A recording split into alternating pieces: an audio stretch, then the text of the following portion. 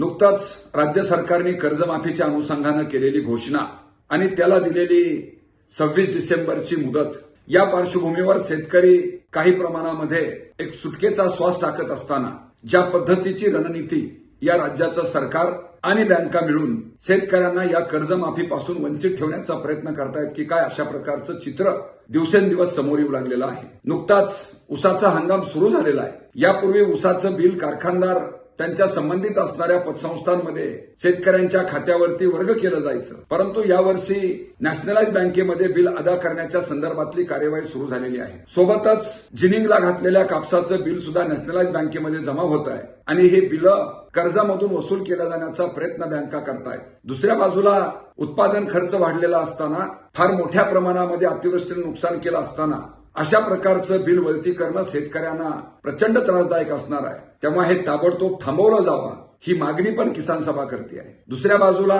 हे सरकार एका बाजूला कर्जमाफीची गवगवा करतोय, 2017च्या कर्जमाफीची पुनरावृत्ती करण्याचा प्रयत्न सरकार करतं की काय, अशा प्रकारचं चित्र या बँकेच्या भूमिकेमधून समोर येऊ लागलेलं आहे। गावागावामध्ये बँकेचे कर्मचारी जात आहेत, शेतकऱ्यांना बँकेमध्ये बोलवत आहेत आणि त्यांना हे पुनर्गठन करण्यासाठीचं प्रवर्त करण्याचा प्रयत्न बँक कर्मचारी करतायत। वेगवेगळी प्रलोभनं दाखवतायत की 10% वाढीव कर्ज तुम्हाला देऊ, नूतनीकरणाचा खर्च तुम्हाला येणार नाही, अशा प्रकारची प्रलोभनं देऊन कर्जाचं पुनर्गठन करण्याचं काम बँक कर्मचारी करतायत आणि या पुनर्गठनामुळे थकीत कर्ज न राहता या कर्जमाफीमधून हे शेतकरी कसे वंचित राहतील, अशा प्रकारचा प्रयत्न सरकार आणि बँका करतायत। तेव्हा या सगळ्या बाबी शेतकऱ्यांनी लक्षात घ्याव्यात, शेतकऱ्यांच्या तरुण मुलांनी लक्षात घ्याव्यात आणि बँकेचे कर्मचारी राष्ट्रीय लोक अदालतीच्या नावाखाली, पुनर्गठनाच्या कॅम्पच्या नावाखाली गावामध्ये जर येत असतील तर त्यांनी समोर ठेवलेल्या कागदपत्रांवरती सह्या करताना 10 वेळेस विचार करा आणि आपल्याला